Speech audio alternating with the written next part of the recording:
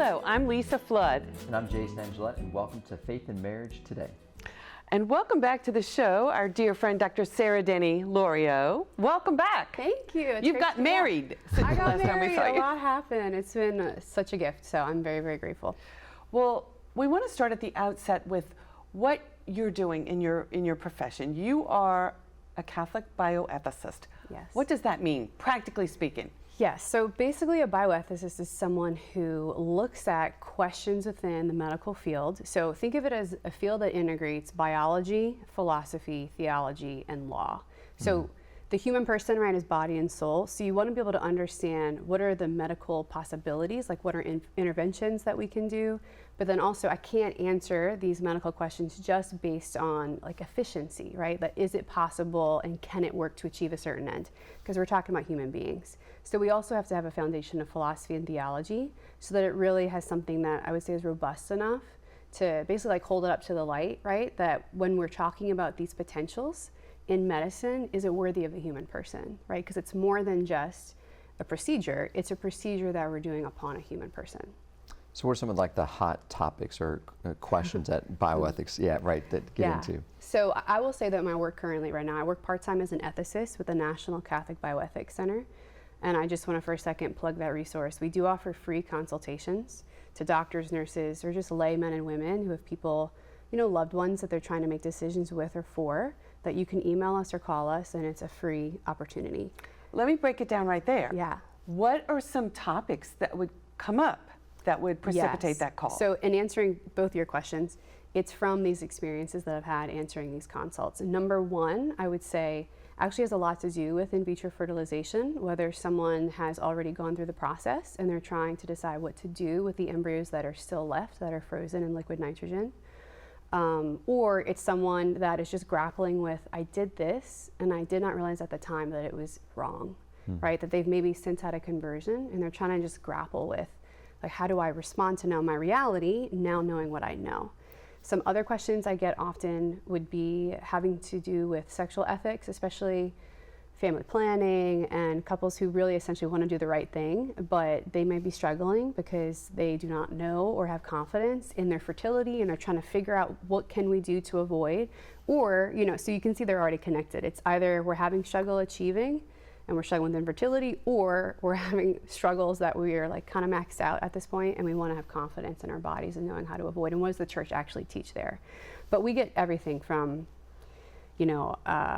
brain death questions, organ donation questions, acupuncture, like random things you might be like, how does that fit? But truly, if there's some sort of medical opportunity or option that you were offered by your doctors or other medical professionals and you're trying to vet, like, okay, wait, this is possible, but just because it's possible doesn't mean it's what we would say ethically or morally licit, right, or okay. So you're trying to figure out, how do I take this reality, what I've been offered, and match it up with what the church teaches? And since, most normal people, you're not called to do what I'm doing, which is to go through all those things. You just need a little help and direction. So we also can get some questions related to those who have gone through sex change operations and now they've had a conversion and they're trying to grapple with, one of the ones I think that hit me the most intensely was someone who had gone through that and was trying to figure out, I've been to confession, but am I allowed to receive the Eucharist? Which to me just shows, it's very humbling, I would say, my job. Like, it reveals that so many people really want to do the right thing and they're trying to figure out, what does that even mean, right? And how do I take these beautiful teachings and then integrate them to my very real, sometimes like hard, difficult circumstances of just day-to-day living?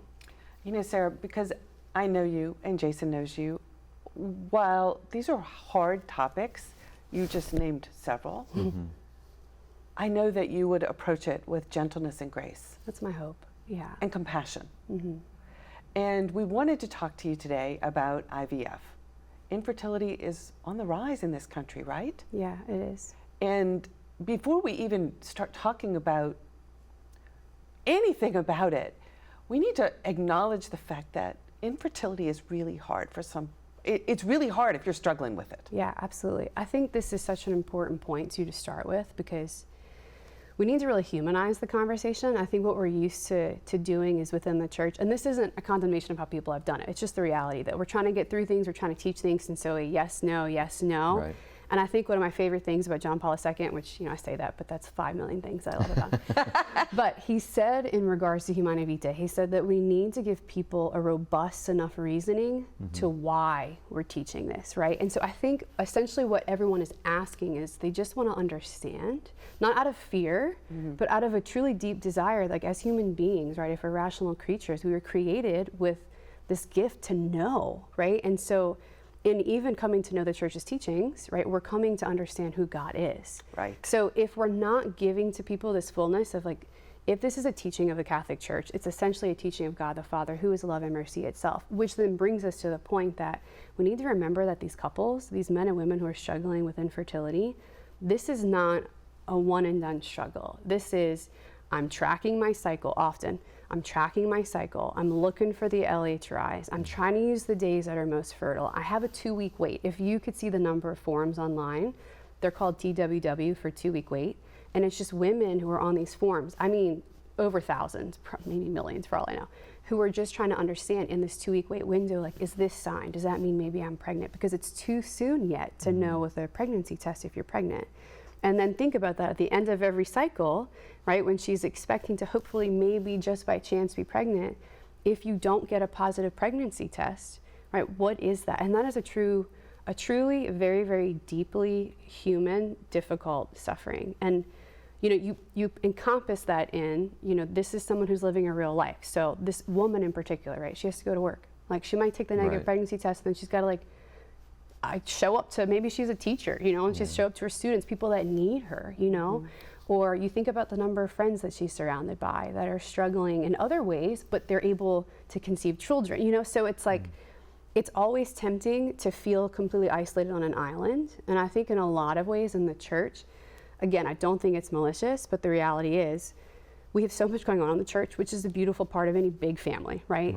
But on Mother's Day or on Father's Day, right, we're typically saying, okay, if you have children, stand up and let's pray a prayer over you or for you, right? And I don't think that's wrong, but I think a helpful thing to do, which does not solve the problem, but I do think it's a helpful layer, is to really bring into the conversation, like, what does the church actually desire? She desires for man and woman to understand that their vocation is to love. And within their vocation, they naturally are fruitful. But fruitfulness is more than just a biological capacity, right? It's a spiritual, first and foremost, a spiritual capacity, And so I think that, again, while it doesn't sugarcoat or make it easier, I think there's a way even in our language when we're talking with people who are struggling with infertility, or even just making room for the fact that there are people in these pews during Mass that have stories that we do not know, that are known to God the Father, right? And we need to reverence that reality so that it's not well, you can't do that. It's no finger waving.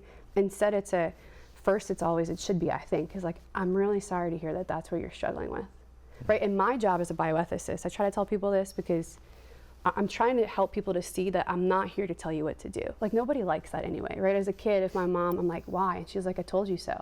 Who liked that answer, not gonna fly. right? So it's my job is to take the wisdom that I've learned, that I'm still learning. Sure. Right? This is one of the hard teachings for me still, even personally, because I see the people around me that are suffering, right? But my job is to take these truths and to walk with people so much so that they can sort of pick them up themselves and hold them.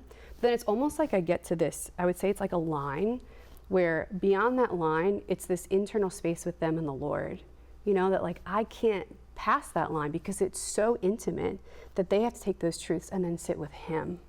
And in a sense, it's okay if you're wrestling. You should wrestle, right? Any relationship you've been in that's worth anything, right? You've disagreed on something, right? If people who've been married, they'll attest to that. You're gonna fight about something, right? But that's how you enter deeper intimacy. And the hardest thing, but the most real thing is, I think, for these difficult issues, not only, but especially with in vitro fertilization, is that as Christians, but especially as Catholics, this isn't a matter of, well, just offer it up. There's a lot to that. I'm not saying that's wrong, right? Redemptive suffering is a huge piece of the faith. But that we do not want to rob the cross of its power. That's right. And so if I change the teachings, if I'm just oh, well, whatever, personally as Sarah Denny Lorio, I think blah, blah, blah, blah, then what I'm essentially doing is I'm not doing my job. Because my job is to lead you to the truth. And I know that how difficult it might be, regardless of that, I do not love you authentically in the gifts I've been given unless I reveal the truth to you and then say, hey, but I'm just human. I can't give you the next piece, that supernatural element, right, which is the grace to live it out. Please take this to the Lord and sit with him. So practically speaking, a couple has been struggling with, they've been trying to get pregnant and it's been going on for years. And somehow they find out that they can talk to you. They pick up the phone, they call you, they tell you their story. What can you do to offer hope to them? Well, first of all, and just for the listeners, I wish I could talk about this for 5 hours. I can't, but I'm going to try and keep it simple. First of all, again, empathy number one, because there's something really deep happening. If suffering is always an invitation to intimacy, then I don't want to just skirt around that, right?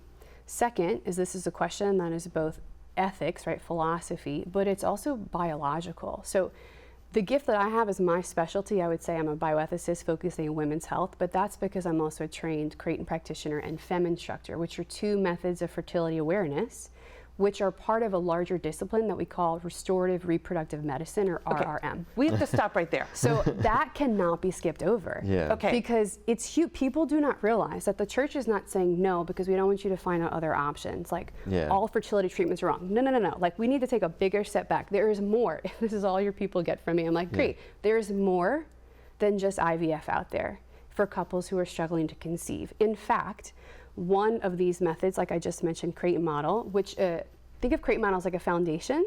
Not everybody needs more than that. It's where you chart your cycle, you can get a hormone profile, which is correlated blood work, but the next step is something called naprobe technology, which is basically these surgeons who are trained in particular techniques that work to help restore the reproductive potential within a woman's system, but by respecting that this fertility is a gift, right? That it's part of her whole person. So we're not just going in to get rid of endometriosis for the sake of getting rid of it. Yes, we want to get rid of it, but we also want to do it in such a way that we protect her organs, that they can function, right, at an optimal level.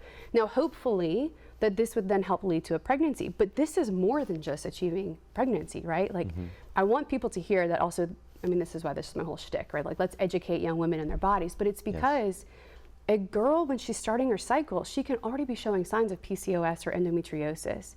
And if you can start to give her other options, which could maybe include diet and nutrition change, or an awareness of, like, I grew up as an athlete. We didn't have any, at least then, we didn't have, I mean, I sound so old now, but we didn't have that kind of information. I feel like that is available now about correlating my workouts to my cycle, which it's not always possible in the way because we're all going to be in different spaces in our cycle, but at least knowledge about how am I fueling my body if my body is a gift, so that I'm pushing so hard, right, at the cross-country race or on the softball field.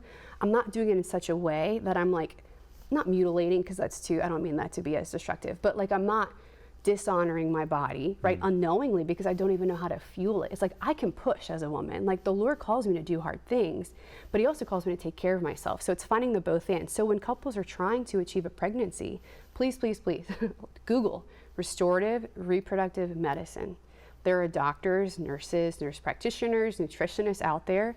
I have to be honest and say not all are created equal. Like that's hard for me to admit. So I wish I could be like, hey, like if you Google, you'll get the same treatment. I can't say that. But at least you'll have a step in the right direction, right? And the goal within restorative reproductive medicine is to go to the root cause of the issue, right? And to restore fertility there.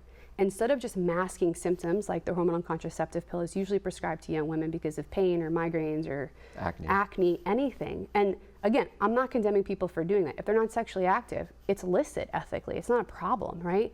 But I'm saying that there are other options that unfortunately we don't all know about yet. And so that's part of my job, right, is to be responding to these people, just to go back to your question, who are struggling with fertility, to say, hey, ethically, artificial reproductive technologies like in vitro fertilization, we would say you cannot do that. But I don't want you to hear from that then you have no options. I want you to hear that actually I think there's better medical options out there that the reproductive specialists in the IVF field are not aware of, right? That they're not practicing medicine in such a way. It's a different price point. It's a different treatment of the woman. It's a different treatment of the woman's body. It's a different treatment of the husband, a different treatment of the husband's body, different treatment of the potential child, right? So There's so much I could say, I right? know, this But is great. Don't forget about restorative reproductive medicine. I just want to put that right there, that my job is to give you the ethical response, but then also one of my sort of unique facets that I love, that I'm passionate about, obviously, because I could talk about it for forever, is that there's also, it's a medical response too. And so in medicine, our job is to respect the dignity of the person. And I just want women and men to hear that there are options out there that can do that for you. And they're also medically successful. That NAPRO technology, statistically speaking, is 3 times more successful than in vitro fertilization. Just gonna say it one more time. So why are we Yes, not hearing yes. more about this? No, we'll say it one more time because I want to hear it again. Yeah, okay. NAPRO technology is 3 times more successful than in vitro fertilization. And it addresses the problem with in vitro fertilization is that, of all the other things that we can talk about, is that it's actually just treating the desire for pregnancy. It's not Yes. treating the infertility. Yes. And so what NAPRO technology does is it addresses the infertility, which is so essential to obviously what's going on, but also to, like you're saying, the woman's health. Yes. And then the other thing to kind of a point here is that, like, what's happening here is, you said reverencing the body. With IVF, it's not reverencing the body. IVF is replacing the marital act, where in NAPRO technology, it's assisting the couple Yes. to bring about the life that they long for. Now, okay, so there's more that I want to talk about there, but there's also before, like, okay, because you talked about, what Pope Francis talked about when he first became Pope. When we heard this word over and over again, it was accompaniment. Like, we're not just a bunch of like facts and figures to give to people who are in situations. Like, we're the body of Christ called to love with compassion and understanding in a relationship. Amen. That we need to really be aware. Like, I heard the definition of compassion is to suffer with. So we need to really embrace, help embrace the cross of others, like to be like almost like a Simon for somebody in their struggle. And to be able just to like throw the book at them with facts is not going to, I think, convert hearts. Yeah. I think what we need to do is show love and understanding, and then with that bring the truth that's important. Because a lot of times what will end up happening is that somebody who's in a difficult situation, and you have the heart and you hear their story, and you're just like, well, let's just give them whatever they need, whatever they want, because I want them to not feel bad anymore. Yeah. But at the same time, it's like, no, we're called to show that compassion, mercy, and understanding, but at the same time, we're also called to show that love and responsibility for the situation that's Yeah. going on. So I would say too, that's one of yeah, the hardest please. parts of my job, Yeah, right? yeah. My husband hears me sometimes, I'm like, why am I doing this? Because in my humanity, it can be so tempting to want to water down the truth. Yes. Because it's hard. Yes. Yes. Right? It's so hard. And Yeah. sometimes I'm facing people in some of the deepest struggles that they have, right? Yeah. And to love them enough, what they're asking me for is the truth, Yeah. no matter how hard it is. And that's you the know? loving thing to do. And that's what we long for. That's what we need. And that's what we want to do. And that's what you say, don't drain the power of the cross. That in these situations, that the Lord who is with us on the journey, He is giving us what we need when we need it, and that He has not abandoned us.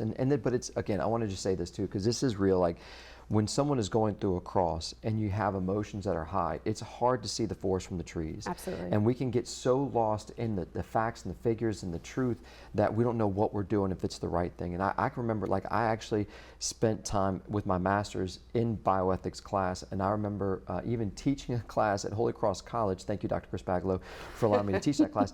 That I'm sitting here talking about a lot of particular things, like end-of-life issues and things like that. And then when my situation came, and my wife, Elise, was struggling with her 6-year battle of cancer, and then we had to call hospice.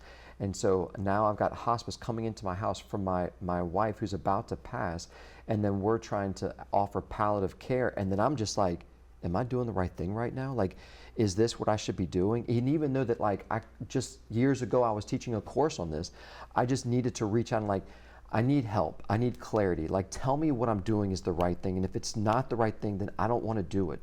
You know, and it's such a gift that you are a resource to not only just to people and couples, but also to clergy who are, I'm sure, dealing with a lot of these complexities constantly. Yeah. But to say that, like, again, like, the role that the truth plays is important, because I don't want someone just to tell me something that's going to make me feel better. I want to know what's the truth, because I know that's the loving thing to do. Yeah. So beginning with truth. Okay. IVF. What is the issue with IVF? Okay, so simply put, I would say first let's back up to how do we get to the point where we're actually fertilizing this embryo, right? So how do we get the sperm? Oftentimes the sperm is gotten through masturbation. I talked to a doctor recently who actually shadowed in an IVF clinic. She's actually a naprosurgeon, and she said that when she was doing the shadowing, it was just so interesting because someone had brought up to her that almost like this walk of shame. Like, it's not like, you know, you go in, and for some men maybe, if they don't have the same sort of like moral formation, it's not a condemnation of them, they maybe don't know. But for a lot of men, it's not like I'm just so excited to go do this, right? But they need the male gametes, so they need the sperm, right? So they're gonna obtain the sperm. For the woman, typically she's gonna be given some kind of medication to hyperovulate her so that they can use her oocytes or her eggs for then making these embryos. Now, if she is unable to ovulate, then also there's the potential of having a donor egg. If the man, if his sperm is not healthy, there's the option of getting a donor sperm. So before I get started, I think you already hear it's complex. It can go in a lot of It feels sort of sci-fi almost, like this is where we are, I think, with in vitro fertilization. Again, and I'm speaking this very respectfully from, I understand why you're considering this, because you're so deeply desirous of a child, which is a good, holy thing. Life is that for which we have been created.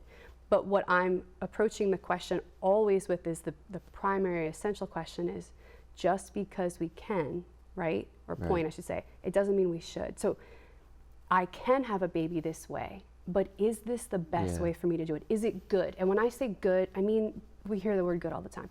On like a philosophical level, like, is it ordered to that which is best for me as a human person, right? Does it respect not just my desire for a child, but my marriage, my intimate space with my spouse, right? My capacity to bring life into this world. So then what happens is they'll sometimes call it IVFET, so in vitro fertilization, embryo transfer, because there's multiple things happening. So what we're happening is we're creating the embryo outside of the womb of the woman. Remember, that means that now we need a third party. So whereas when we're conceiving naturally, it's the husband, right? The wife. God is of course present, because that's where we get the soul from. But we would say on a spiritual level, like something is amiss, right? When we have a third party in a very intimate sphere for the conception of the child. Then we have to take that newly conceived embryo and implant the embryo. Because of the success rates, I should say the lack of success rates really, of IVF, they usually create multiple embryos. Now, I want a very clear point, because I'm gonna forget it if I don't say it now. When I asked this doctor who did the rotations in the IVF clinic years ago, I said, what would you like to see? She's like, I would love to see any restrictions. We don't have any restrictions. She's like, any would be better than none. So really what determines if you're gonna create 3 embryos or 12, it's up to you and it's up to the doctor. But remember, and I'm not a conspiracy theorist, but this is just a hard like truth that I think is obvious to people. This industry has so much money. What you are paying per cycle for these individual steps that I'm like meticulously walking you through, thousands and thousands of dollars. And it, just like the other things I mentioned, right? The woman, if I'm like hyperovulation, right? If I'm trying to create multiple oocytes at one time, which is not how my body would naturally be working, that's not always comfortable. That can be really painful. It can even have some unfortunate medical effects for the woman, not necessarily life-threatening, but still not healthy. And so you look at that and you see, okay, the ways that I'm obtaining the sperm, the ways that I'm obtaining the egg, now how I'm creating the child, now how I'm implanting the child.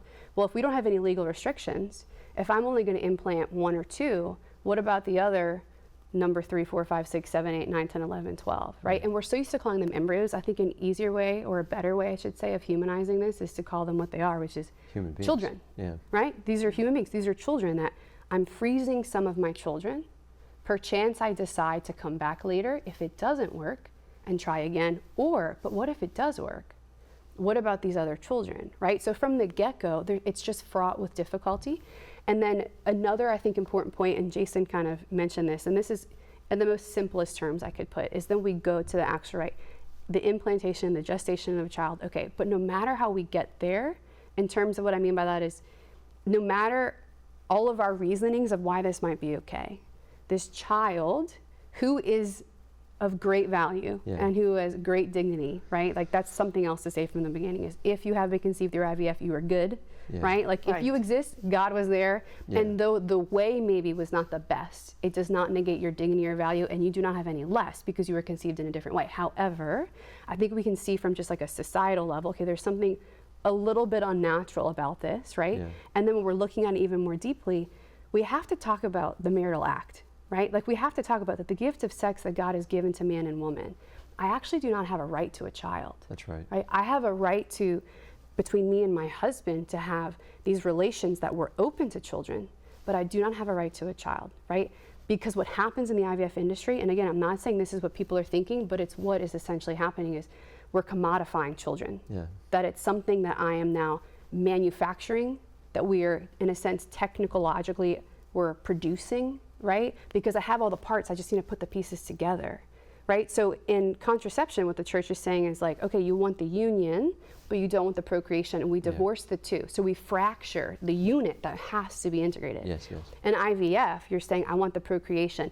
You desire the unity, I know, but you're like, okay, but it's not as necessary because I just need this thing. So we're choosing by our actions to fracture the marital union, right? And in the documents, I would say, if you're someone who really wants to read about these things, Donum Vitae, Dignitas Personae, Evangelium Vitae. I just said a bunch of Latin words. I'm sure there'll be show notes. I can share those with y'all. But these are really good documents that get into the nitty gritty that I don't have time for right now. But I hope that you could see that the reasoning behind them is to always lead that we are children of the Father, and He wants us to reach Him. And to reach Him, right, we have to love each other as we've been intended to do so, right? We have to push deeper than just what's like apparent right here, which is sometimes really hard, right? But it is an invitation to a great love if we can be, honest about these things.